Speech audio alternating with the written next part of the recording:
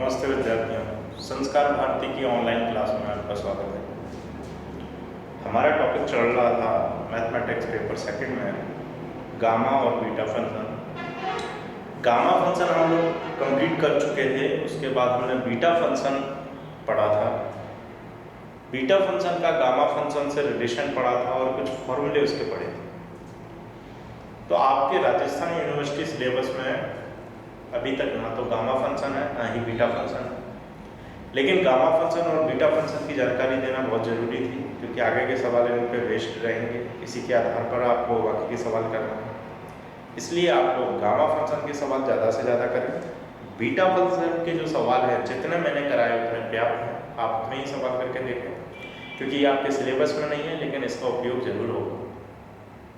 तो आज से हम उन टॉपिकों को पढ़ रहे हैं जो आपके सिलेबस में है, आपके पढ़े हुए हैं।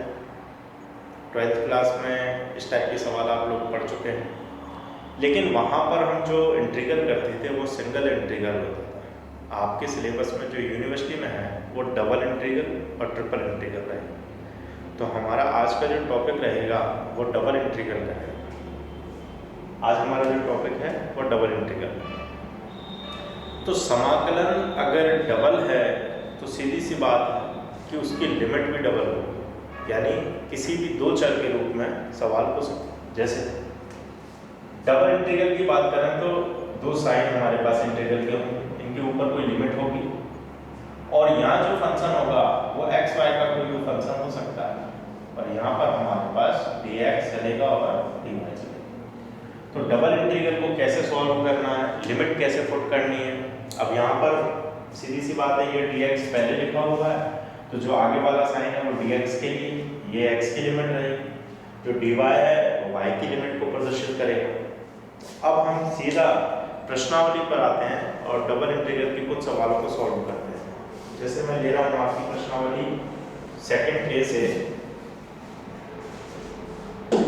सेकंड ए में आपकी प्रश्नावली दी हुई है और उसमें डबल इंटीग्रल के काफ़ी सवाल दिए हैं। तो डायरेक्ट हम प्रश्नावली पर आते हैं और कुछ उदाहरण के सवाल भी करेंगे जो इम्पोर्टेंट है एग्जाम के रूप से। तो ये मैं पहला सवाल ले रहा हूँ प्रश्नावली का। सवाल है हमारे पास 0 to 3 and 1 to 2 और सवाल दिया है x y x plus y x y x plus y dx dy। यहाँ देखिए एक इंटीग्रल दिया हुआ है x और y की फॉर्म में, x और y की फॉर्म में dx और dy दिया हुआ है।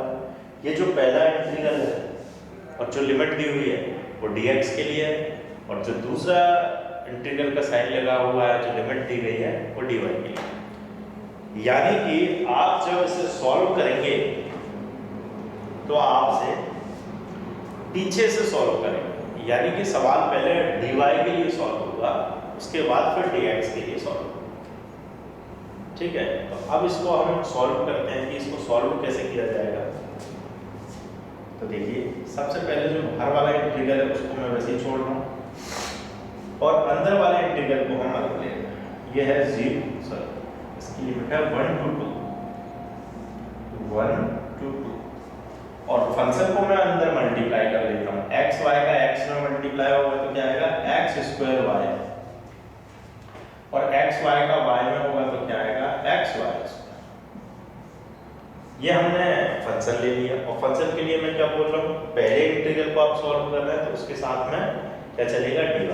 तो dy के लिए सबसे पहले सॉल्व, और जो dx है उसको क्या कर देंगे हम बाहर कर देंगे। ये dx को देखिए मैंने बाहर, फिर से समझें इस चीज को।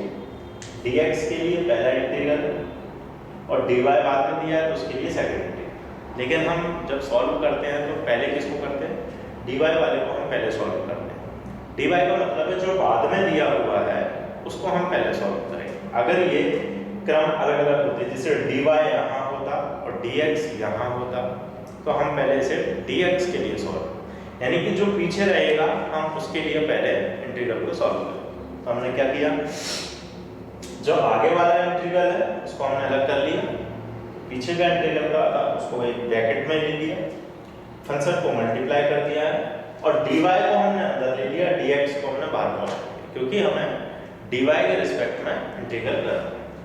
अब थोड़ी सी जगह यहाँ पर कम है, तो मैं ऊपर वाले टर्म्स को मिटा देता हूँ और फिर ऊपर से इसको सॉल्व करते हुए हम आते हैं।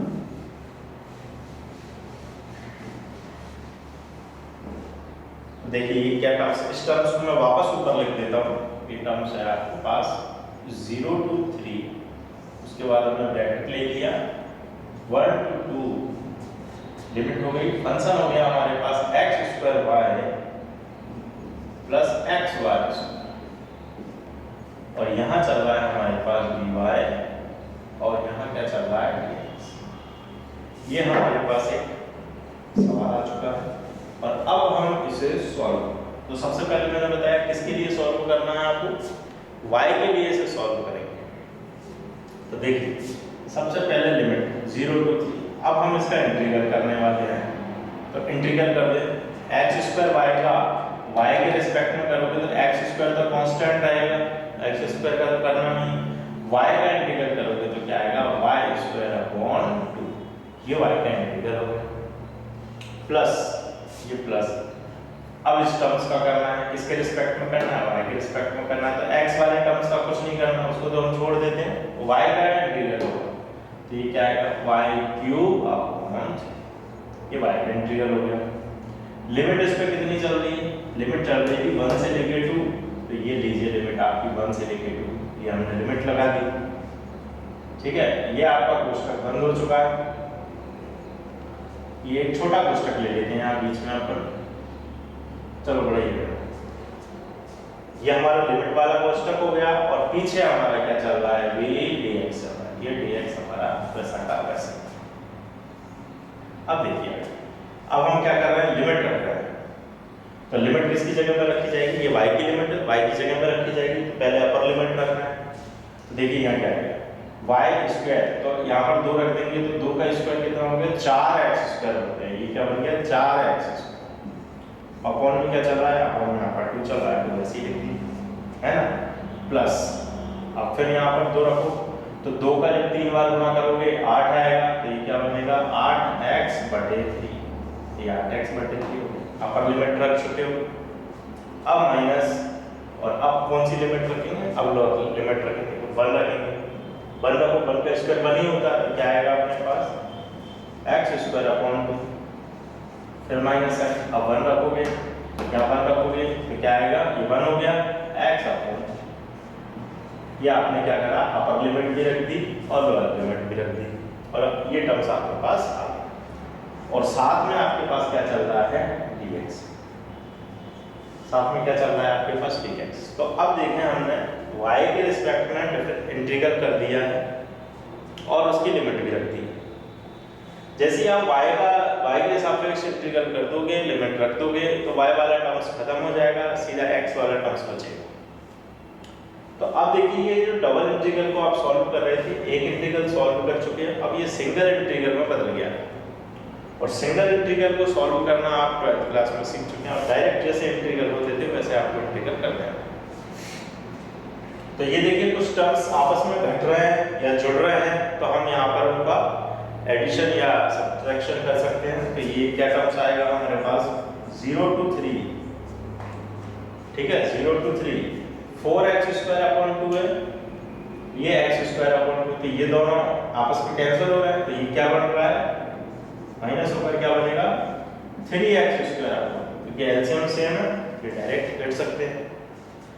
ऐसे ही 8x/3 और x/3 जो लिखा हुआ है ये भी लेस हो रहा है, तो ये लेस होकर कितना बन रहा है 7x/3, ये 7x/3 हो गया, ठीक है। और साथ में क्या चल रहा है हमारे पास x वाला चल रहा है dx, ठीक है। तो अभी हमने क्या किया, y के रिस्पेक्ट में इंटीग्रल कर दिया, y की जो लिमिट थी लिमिट पुट कर दी, x के टर्म्स में आ गया, उसका सॉल्यूशन किया, थोड़ा सा कैलकुलेशन किया, प्लस माइनस किया और ये टर्म्स आ गया। अब हमारे पास x वाला टर्म्स है, तो अब हम इसे केवल x के लिए सॉल्व कर देते हैं, ये टर्म्स में बता देता हूँ। अब हम इसे क्या करना है x के लिए सॉल्व, इस टर्म्स को मैं एक बार वापस ऊपर लिख देता हूँ। ये टर्म्स है आपके पास 0 to 3, 3x² प्लस 7x/3 और पीछे क्या चल रहा है आपके पास डी।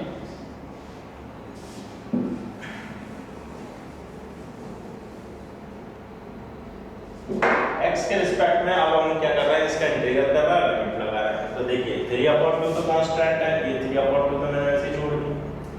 x² का x के रिस्पेक्ट में इंटीग्रल करोगे तो क्या आएगा, x³ × 3/9, है ना। तो ये इंटीग्रल हो गया प्लस ऐसे 7/3 तो कांस्टेंट है, x का करोगे तो क्या आएगा, x² ये इंटीग्रल हो गया। लिमिट क्या चल रही है, लिमिट चल रही है हमारी 0 to 3। तो देखिए बड़े आराम से हमने x के सापेक्ष इंटीग्रल कर दिया है इसका। 3/2 कांस्टेंट है तो वैसे ही लिखा है, x² का इंटीग्रल x³/3। 7/3 कांस्टेंट है, x का इंटीग्रल करोगे तो x²/2 आएगा। अब हम इसमें लिमिट पुट कर देते हैं।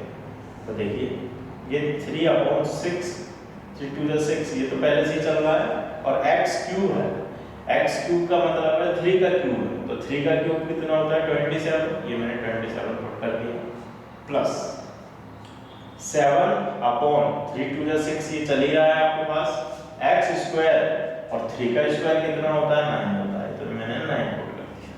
ठीक है, तो ये अपर लिमिट हम पुट कर चुके हैं। लोअर लिमिट देखिए 0 है, तो 0 पुट करोगे लोअर लिमिट में तो क्या आंसर देगा आपको, 0 0। अब आगे इनका कैलकुलेशन करते हैं अपन।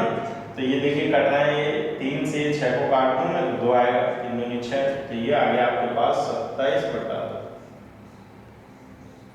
प्लस यहाँ कैंसिल हो रहा है, 3 3 का 9, 3 दूनी 6, ये कैंसिल हो गया। तो ये आ गया आपके पास 7 या 21/2 और इन दोनों को एडिशन हम कर देते हैं तो ये कितना आएगा, 48/2 and 24 आंसर। इन दोनों को हमने ऐड कर दिया तो ये कितना हो गया, 48 48 और 2 का भाग हमने इसमें लगा दिया तो आंसर कितना निकल के आया अपना 24 24। अपन आंसर मैच करा देते हैं, फिर आगे के सवालों को देखते हैं। ये कर देते हैं हम सेकंड ए का, बिल्कुल आंसर सही है 24। तो देखा आप लोगों ने कि हमने डबल इंटीग्रल को कैसे सॉल्व किया। जो पीछे वाला टर्म्स होगा उसका इंटीग्रल कैसे कर देना, उसकी लिमिट रख देना, बाद में पहले जो फंक्शन दिया हुआ है उसका जो इंटीग्रल होगा वो बाद में होगा, फिर हम लास्ट में उसकी लिमिट रख देंगे और कैलकुलेट कर देंगे। यानी कि डबल इंटीग्रल पहले सिंगल इंटीग्रल में करना होगा। अभी हम पढ़ रहे हैं डबल इंटीग्रल, तो क्या आ रहा है, dx आ रहा है, dy आ रहा है। अगली जो एक्सरसाइज रहेगी हमारी वो ट्रिपल इंटीग्रल की रहेगी। ट्रिपल इंटीग्रल सीधी सी बात है, वहां पर 3 इंटीग्रल आ जाएंगे, 3 लिमिट हो जाएंगी और फंक्शन भी 3 हो जाएंगे, चर राशियां भी 3 हो जाएंगी, जैसे dx, dy और dz और शामिल हो जाएगा। लेकिन आपको ये ध्यान रखना है कि इंटीग्रल को जब हम सॉल्व कर रहे हैं तो पीछे से आपको सॉल्व करते हुए आना, ठीक है। तो इसी क्रम में अब हम आगे बढ़ते हैं और सवाल लेते हैं। तो अब मैं प्रश्नावली का जो फर्स्ट जो सवाल था उसका ए करा चुका हूँ, बी आप लोगों को करना है, वो आपके होमवर्क के लिए।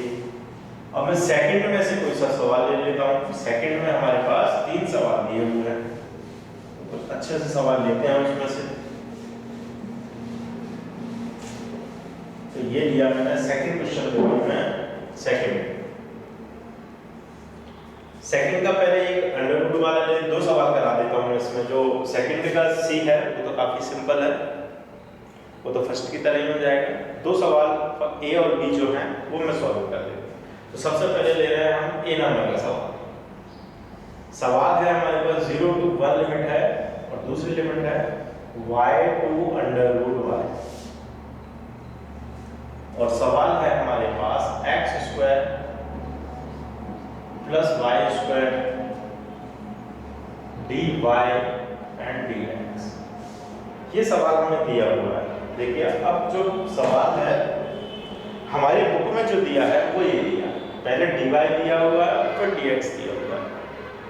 अब ये हो सकता है कि हमारी बुक में गलत छपा हो, तो हमें उससे कोई लेना देना नहीं। अभी हमारे सामने जो प्रस्तुत कर दिया हम उसके हिसाब से इसको सॉल्व कर रहे हैं। तो तो ये चीज मैंने आपको बताई थी कि डबल इंटीग्रल में दो इंटीग्रल होंगे, यहाँ पर चर भी दो होंगे, और ये भी बताया था कि ये dx dy भी हो सकता है, dy dx भी हो सकता है, लेकिन जो पीछे होगा हम उसके सापेक्ष इंटीग्रल, उसके रिस्पेक्ट में इंटीग्रल हम पहले करेंगे, चाहे dx दिया हो चाहे dy दिया हो। तो अभी dx दिया तो हम क्या कर रहे हैं, x के सापेक्ष का इंटीग्रल कर रहे हैं।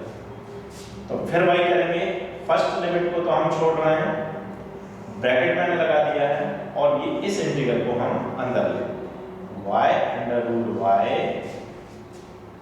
x square plus y square, और किसको लेना है साथ में, dx को हम साथ में कोष्टक को बंद करेंगे, और बाहर किसको पहुंचा देंगे हम, dy को हम बाहर पहुंचा देंगे, क्योंकि हमने जो पीछे दिया हम उसके रिस्पेक्ट में पहले करेंगे। ठीक है, चलिए आगे बढ़ते हैं। 0 to 1, अब इसका हम इंटीग्रल कर रहे हैं, किसके रिस्पेक्ट में करना है, x के रिस्पेक्ट में करना है। x के रिस्पेक्ट में x का करोगे तो क्या आएगा, x cube upon 3 plus y square का करोगे तो क्या आएगा, y स्क्वायर तो कांस्टेंट टाइप का वर्क करेगा, तो y स्क्वायर और क्या आएगा x। ठीक है, ये इंटीग्रल हो गया। लिमिट क्या चल रही है इन पर, लिमिट चल रही है आपकी y and under root y, और पीछे क्या चल रहा है आपके पास dy। तो देखिए x के रिस्पेक्ट में आपने इंटीग्रल कर दिया, x स्क्वायर का तो x क्यूब अपॉन 3 आ गया, y स्क्वायर यहाँ पर कांस्टेंट की तरह 1 है, 1 का इंटीग्रल करोगे तो क्या आएगा, x के रिस्पेक्ट में x, उसकी लिमिट आपने लगा दी, और क्या बचा हुआ है dy। तो अब लिमिट पुट कर देते हैं, अपर लिमिट और लोअर लिमिट को हम पुट करते हैं किसकी जगह पर, किसकी जगह पर पुट करेंगे हम, x की जगह पर हम इसको पुट कर देंगे। तो क्या बचा हमारे पास, क्योंकि x की जगह क्यों पुट कर रहे हैं, क्योंकि x के सापेक्ष हमने इंटीग्रल किया, तो 0 to 1 ये तो हमने लिमिट लिख दी। अब यहाँ पुट कर रहे हैं किसकी जगह पर, x की जगह। देखिए x ये रहा, और इसकी जगह पर अंडर रूट y पुट करना, तो क्या आएगा, है ना, ये देखिए ये आएगा अंडर रूट y की पावर क्यूब, ऐसे लिख देते हैं, x क्यूब था ना, तो x की जगह अंडर रूट y लिखना, अंडर रूट y की पावर 3, और अपॉन में क्या चल रहा है, 3, ये 3 मैंने ऐसा का वैसे प्लस, इसका सॉल्यूशन बाद में करेंगे, y स्क्वायर लिख दिया, x की जगह क्या पुट करोगे, अंडर रूट y, तो ये लो अंडर रूट y पुट कर। तो हमने क्या करा, दोनों जगह अपर लिमिट पुट कर दी, उनका कैलकुलेशन हम बाद में करते हैं। अब लोअर लिमिट पुट कर रहे हैं तो माइनस लगाओ, ये मैंने माइनस लगा दिया, x की जगह y पुट करो, तो ये क्या बनेगा, y क्यूब अपॉन 3 बन गया, x की जगह हमने y पुट कर दिया तो y क्यूब अपॉन 3 बन गया, यहाँ भी x की जगह y पुट करो, तो ये क्या बनेगा, ये y क्यूब हो जाएगा। देखिए x की जगह y रख दोगे तो y स्क्वायर और y मिलके क्या बन जाएगा, y। इसको एक बार हम फिर से चेक कर लेते हैं। सबसे पहले x की जगह अपर लिमिट पुट कर दी, 3/3 वैसे ही है, y स्क्वायर वैसे ही है, x की जगह फिर अंडर रूट y पुट कर दिया, अपर लिमिट हो गई माइनस, लोअर लिमिट में y रखना है, तो y क्यूब अपॉन 3 हो गया, और ये बन गया y क्यूब, दोनों साइन माइनस। और पीछे क्या चल रहा है हमारे पास, हमारे पास चल रहा है dy, ये हमारे पास dy चल रहा है। तो x के रिस्पेक्ट में हमने इंटीग्रल कर दिया और उसकी लिमिट रख दी। अब इसका थोड़ा सा हम कैलकुलेशन करते हैं, कैलकुलेशन करने के बाद हम इसे y के लिए सॉल्व करें। ठीक है, मैं यहाँ से बता रहा हूँ इसको,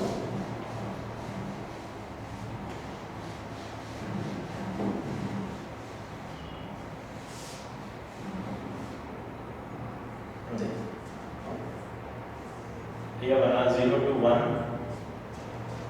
अब देखिए यहाँ y का मतलब होता है, अंडर रूट का मतलब होता है पावर 1/2, और ये 3 पहले से थी, तो y की पावर कितनी हो गई है, 3/2।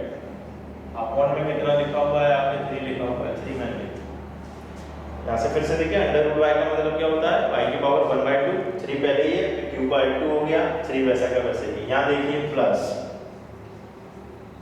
देखिए यहाँ y की पावर 2 तो पहले से ही है, 1/2 ही है, तो ऐड हो जाता है, 2 और 1/2 मिलके कितने हो गए, ऐड कर लेते हैं हम एलसीएम लेकर, तो ये 5/2 आपकी पावर आ जाएगी, ये 2 और अंडर रूट का मतलब 1/2, इसको हमने सॉल्व कर दिया, ऐड करने के बाद ये 5/2 हो जाता है। यहाँ y की पावर कितनी आ गई आपके पास, 5/2। ठीक है, आगे यहाँ माइनस ये चल रहा है आपके पास, y³ चल रहा है और माइनस का y³ आपके पास प्लस, और साथ में क्या चल रहा है यहाँ dy। ठीक है, तो अभी हमने क्या किया, केवल इनका कैलकुलेशन कर लिया कि y की पावर कितनी बन रही है, और अब हम क्या करने वाले हैं, इसका इंटीग्रल करने वाले हैं। देखिए अब इंटीग्रल कैसे होगा, बढ़िया आराम से आप इंटीग्रल कर सकते हैं इसका। देखिए सबसे पहले 1/3 मैंने बाहर कर दिया क्योंकि ये तो कांस्टेंट है 1/3, y की पावर 3/2, तो हम यहाँ पर x⁴ n का फॉर्मूला लगा देते हैं। इंटीग्रल क्या होता है इसकी, x⁴ n + 1/n+1, है ना, ये इंटीग्रल का फॉर्मूला होता है। अगर हम इंटीग्रल करें इसका तो क्या आएगा, x⁴ n + 1/n+1, तो y की पावर कितना आएगा, ये y की पावर 3/2 + 1 and 3/2 + 1। भाई x की पावर 2 का क्या होता है, x⁴ होता है ना, धागे जुड़ती है ना, और वही जोड़ दिया अपन ने 3/2 + 3/2 प्लस y की पावर 5/2 का क्या होगा, 5/2 + 1 and 5/2 + 1। ठीक है,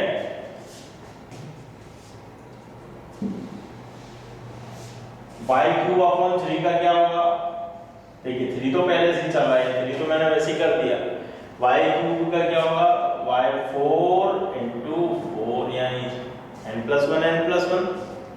y³ का क्या होगा, y⁴/, ये हमने क्या किया, सभी का इंटीग्रल कर दिया, और लिमिट हमारी क्या चली आ रही है 0 to 1, तो ये लिमिट रख दी हमने 0 to 1। ठीक है, चलिए कैलकुलेशन करें हम, ये 1/3 चल रहा है आपके पास, y⁴ ये कितनी हो गई, 2 यहाँ पहुंच जाएगा, 5/2 हो गई, नीचे भी 5/2 हो गई। ठीक, यहाँ पर देखिए 5/2 जुड़ेगी तो ये 7/2 हो जाएगी, और ये भी 7/2 हो जाएगी। ये y4 to the power 12 हो जाएगा, और ये y4 to the power 4 हो जाएगा, और लिमिट क्या चल रही है 0 to 1। अब हम कैलकुलेशन करने से अच्छा है हम इसमें लिमिट पुट करते हैं। तो देखिए सबसे पहले अपर लिमिट तो पुट करेंगे, एक बार लोअर लिमिट को देख लें, 0 तो सब 0 हो गया, तो केवल अपर लिमिट ही पुट की जाएगी, 0 में तो 0 हो रहा है कैलकुलेशन, तो 0 पुट करते हैं, सॉरी 1 पुट कर देते हैं। तो देखिए ये चल रहा है आपके पास 1/3 मल्टीप्लाई, ये अपॉन में 5/2, ये ऊपर जाके क्या बनेगा 2/5, पलट जाएगी संख्या, ये 2/5 बन गया। अब यहाँ देखिए y की जगह पर हम क्या पुट करने वाले हैं, 1, अपर लिमिट पुट कर रहे हैं, तो y की जगह पर जब हम 1 पुट कर देंगे तो 1 की पावर 5/2, तो 1 ही आएगा आंसर, तो हम उसे नहीं लिख रहे, 1 की पावर 1 है कुछ प्लस आगे या अपॉन में 7/2 लिखा है, तो ये ऊपर जाके क्या बनेगा 2/7 बनेगा। फिर y की जगह पर क्या पुट करते हैं हम, 1 पुट कर दो, तो 1 की वैल्यू कुछ भी नहीं है, फिर माइनस क्या देखो y की जगह फिर 1 पुट करना है, तो 1 की पावर 4 1 ही होता है, तो ये बन गया 1/12 माइनस, फिर 1 की y की जगह 1 पुट करना है, तो 1 पुट कर दिया, अपॉन में क्या चल रहा है 4, और लोअर लिमिट को हम रख ही नहीं रहे हैं, रखने का क्या मतलब है, y 0 रखेंगे तो सबसे पहले y वाले टर्म्स सारे 0 हो जाए, ये तो कैंसिल हो गया सब। अब इनका कैलकुलेशन हम कर देते हैं, या कर देता हूँ।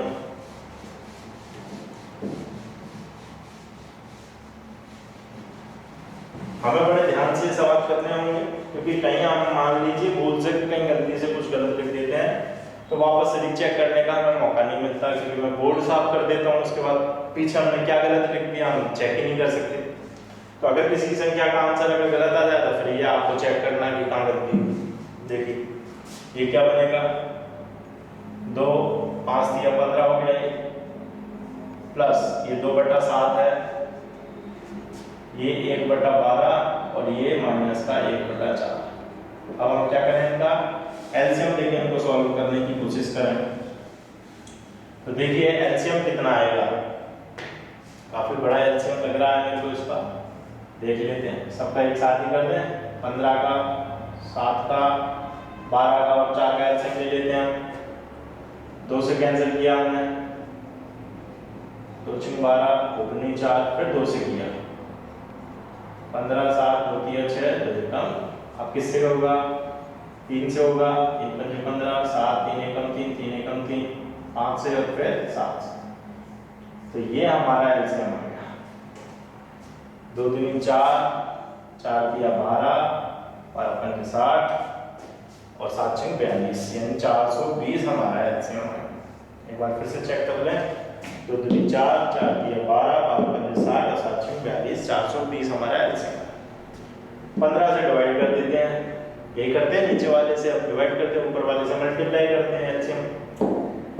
15 दूनी 30, 15 8 120, तो 28 आ गया, 28 दूनी 56, तो ये 56 आ गया, प्लस 7 से 5 को भाग दे दो, 7 6 60 आएगा, 60 दूनी 120, 12 से कर दो, 12 चौके 12 दिया 36, 12 दिया 36, कितना बच गए?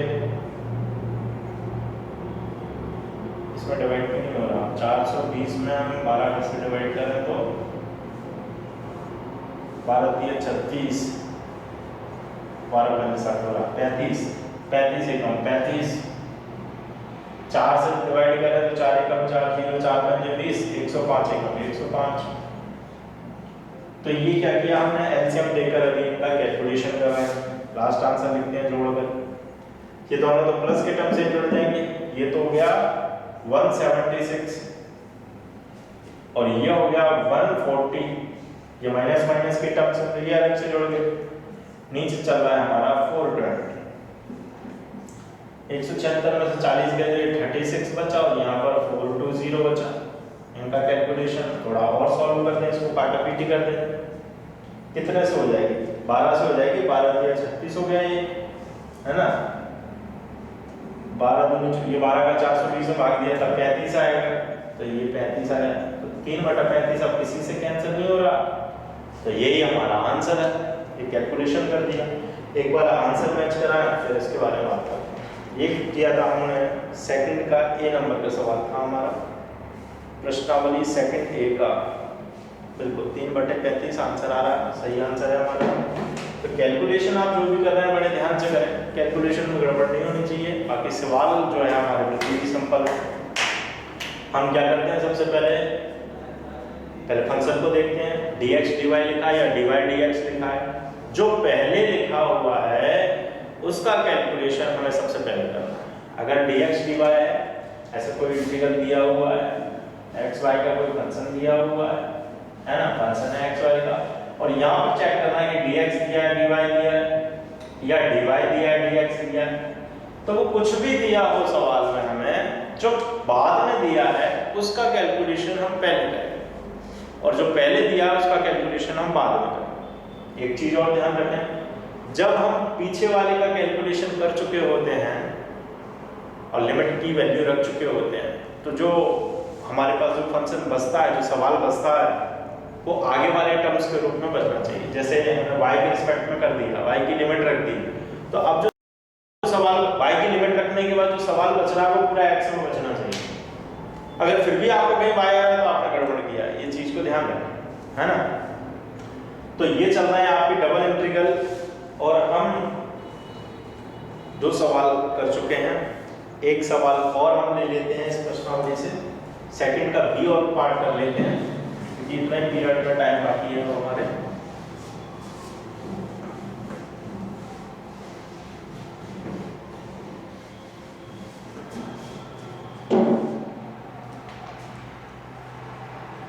सेकंड का बी और ले लेते हैं हम, तो ये बनेगा 0 to 1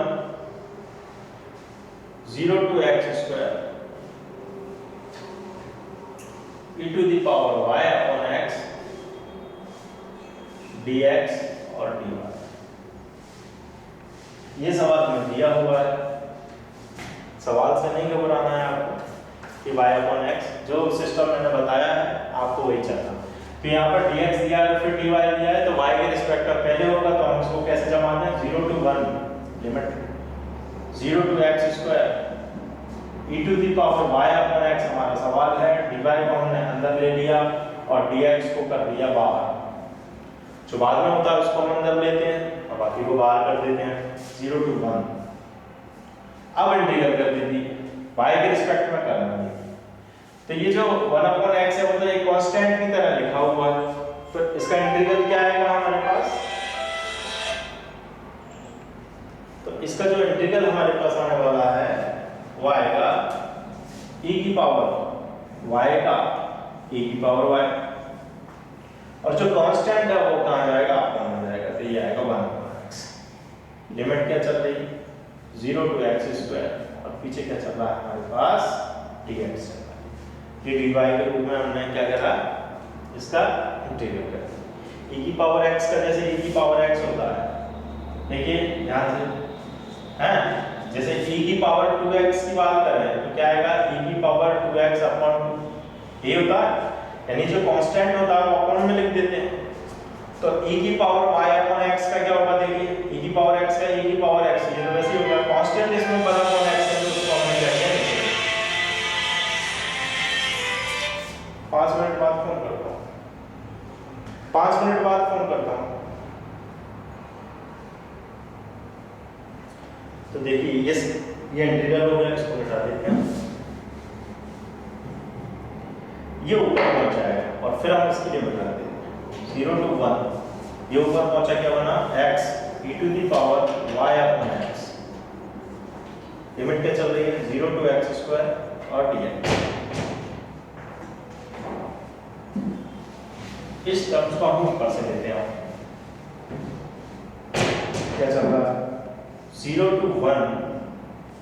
देखिए इसको मैं फिर से लिख दूं, x को हमने ऊपर ले लिया है x e to the power y upon x। Limit क्या चल रही है हमारी? 0 to x² और dx। ये हमारी लिमिट चल रही है ना। अब हम इसको सॉल्व करते हैं। देखिए 0 to 1 हम क्या कर रहे हैं? ये y की जगह पर पुट करना था हमें x², तो हम ये पुट कर रहे हैं। देखिए x अभी कांस्टेंट है, ये एक कांस्टेंट की तरह वर्क कर रहा है y के रिस्पेक्ट, तो e की पावर y की जगह पे क्या लिखा हमने? x² और अपॉन में क्या चल रहा है? x, तो ये x, ठीक है। फिर 0 पुट करेंगे। अब अपर लिमिट तो हम पुट कर चुके हैं, अब लोअर लिमिट की बारी है। लोअर लिमिट पुट करने के लिए तो y की जगह पे रखना है, ध्यान रखना। तो ये x तो वैसे ही रहेगा, e टू दी पावर ये बन गया हमारे पास 0 पुट किया तो 0/x यानी 0 हो गया, ठीक है। और पीछे क्या चल रहा है हमारे पास? dx। क्या लिमिट है? 0 to 1। अपर लिमिट रख चुके हैं, ये कैंसिल कर देते हैं, ये क्या बनेगा? e to the power x बनेगा, ये 1 हो गया, क्या बचा? x बचा, और यहाँ क्या चल रहा है? dx। और फिर से इसको देख लें, अपर लिमिट हम पुट कर चुके हैं, कैंसिल कर दिया x से x, e to the power x, इसकी पावर 1 होता है, e टू दी पावर 0 1 होता है, x बचा तो x लिखा हुआ है। अब हम x के रिस्पेक्ट में अब इसका इंटीग्रल करने वाले हैं और फिर लिमिट रखेंगे। तो यहाँ देखिए फर्स्ट सेकंड वाला लगेगा ऐसा, तो मैं डायरेक्ट कर रहा हूँ इसका इंटीग्रल।